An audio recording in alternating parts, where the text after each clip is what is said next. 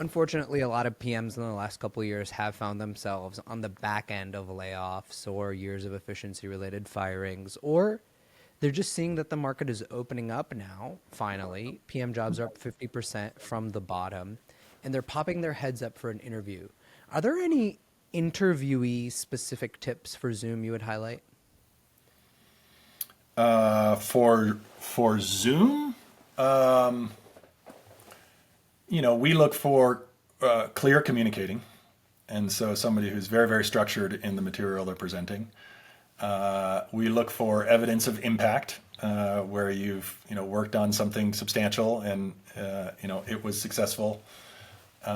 We also look for the right sense of urgency. It's a really, really big part of the Zoom's culture is to move very quickly.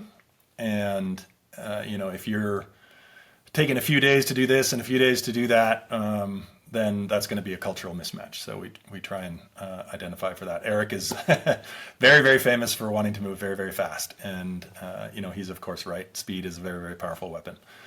You of course want to be all going in the same direction, in the right direction. But those are a couple things that come to mind. How do you think about your interviewee presence on Zoom, though? Are there things people should be thinking about in terms of whether they're using a virtual background or a blurred background, or how they're efficiently gesticulating, or how they have the right, video and audio setup? Do you think those things matter for interviews? Yeah, I think they do. Maybe in the extreme case, right? If your light is really, really dark and I can't hear your audio, that's kind of a problem. But do you have to have a professional sounding setup? I don't think so. If your background is really suspect, that's probably, an alarm bell. But, I haven't really seen too much of that. I would maybe say a blur or virtual background can often be better than what some people actually have in their background. And, we wouldn't judge anybody based on that background, but, everyone's human. I think some of the other things you mentioned aren't necessarily different on Zoom than they are in real life. So the inflection of your voice and how much you use your hands and how you communicate, I think some of that comes across pretty well over video. Yeah, I think a lot of the classics of communication apply to interviews, but it's worth paying attention to. It's not just the content of your response. Yeah, I agree. The one thing that is maybe somewhat subtle is communicating over video requires a little bit more. I'm done talking and I'll stop and now I'll let you talk. And immediately talking at the tail end of somebody else where you're overlapping can get it gets challenging. So it's almost like a slight change in how you go back and forth. Yeah, should people be using raise hand more? I think it depends on the nature of the meeting and the size of the meeting. Some meetings are a little more boisterous, and if there's only a couple people, I would say no. If you've got 18 people trying to talk about something significant, I think you almost have to. So depends on the context.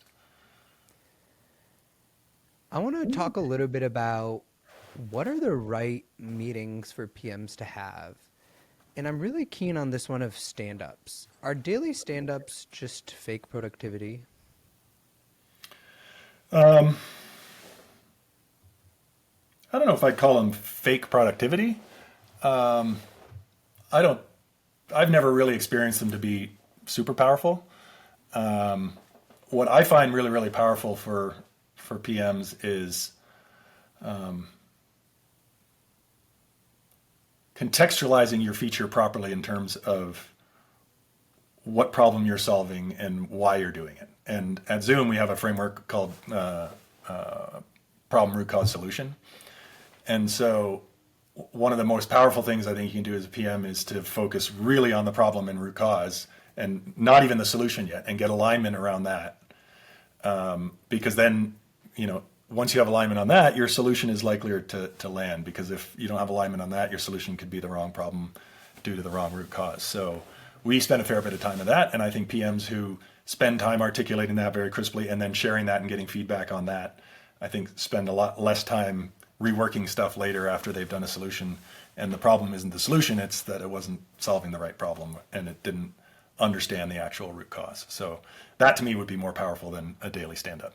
I try and stay very aligned with my PMs on what they're working on, and then give them lots of leeway around that. I don't need stand up to know that they're cranking. What does getting clear on the problem and root cause look like in practice? What should an ICPM be doing in order to show that depth? Well, I think on the problem side, it's really articulating what is going wrong. And on the root cause, which is the harder part, is like, why is this happening? And that can get into, I was going to say 5 whys, but sometimes it's 3 whys. But the root cause really is sort of the issue. And sometimes the root cause is, we just don't have that feature. But often the root cause is more the user's trying to do something and they can't. The user in their mind was expecting something else. And so that's actually where a lot of the challenges come. And then the other aspects of the problem root cause framework is also sort of how do you know this is a problem, right? Did you hear one person complain on social media, or is this like backed up by quantitative and qualitative data? And then the other big piece is why do we have to solve it now? Is this really more important than the things we got going? So if you nail all those, you're gonna be much more effective as an ICPM if you're not. I hope you enjoyed that short clip. You can check out the full episode here.